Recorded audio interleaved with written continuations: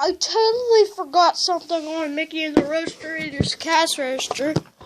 Up here, we have the kind of change. We have like 5.0, which is $5.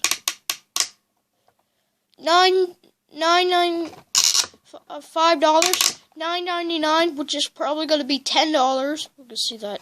Let's see that dot right there.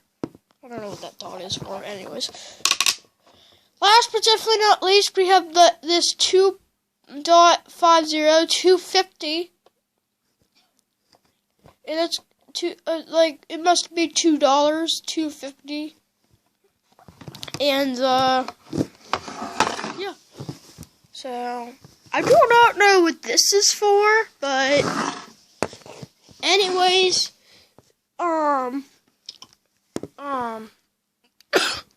thanks for watching and have a great day.